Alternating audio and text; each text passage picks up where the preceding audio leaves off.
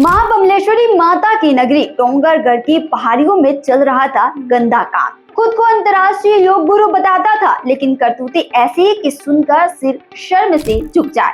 योग और ध्यान के नाम पर विदेशी लड़कियों का अड्डा बना रखा था ये बाबा।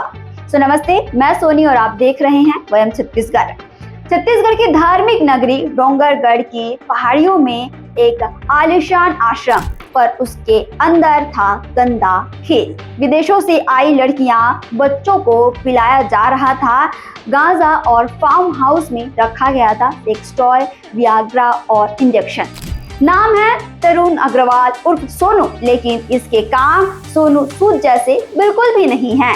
20 साल पहले तक 2 रुपए में कॉल करता था और अब देखो 6 करोड़ के फार्म हाउस में गांजा पार्टी करता है। जनाब पहले पीसीओ चलाते थे, फिर सोचा क्यों न थोड़ा धार्मिक व्यापार किया जाए। फिर गोवा गया, वहां रहकर आश्रम का नया मॉडल सीखा और 2 साल पहले लौटा छत्तीसगढ़। फिर छत्तीसगढ़ के डोंगरगढ़ की प्रज्ञा पहाड़ी पर 6 करोड़ में खरीदी जमीन और बनाया फार्म हाउस। लोग कहते थे ये बाबा है बाबा, लेकिन पुलिस को लग रहा था ये रंगीन बाज है। शिकायतें लगातार मिल रही थी कि फार्म हाउस में कुछ तो गड़बड़ है। 26 जून को पुलिस ने छापा मारा और वहां जो देखा उससे उनके भी होश उड़ गए। सेक्स टॉय, गांजा, वियाग्रा, इंजेक्शन और विदेशी लड़कियों के साथ बनाया गया ये आपत्तिजनक वीडियो। इतना ही नहीं, बाबा बच्चों को भी गांजा पिलाता था। पुलिस को फार्म हाउस के पीछे की दीवार से गांजा भी मिला।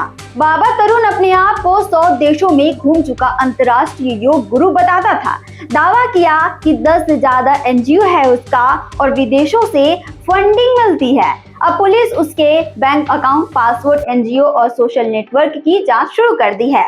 और हाँ, फार्म हाउस की रखवाली कौन करता था? 2 विदेशी नस्ल के कुत्ते। मतलब बाबा खुद को समझता क्या था? नेटफ्लिक्स का विलेन। पूछताछ में बाबा कहानी तो बहुत सुनाया, लेकिन दस्तावेज एक भी नहीं दे पाया।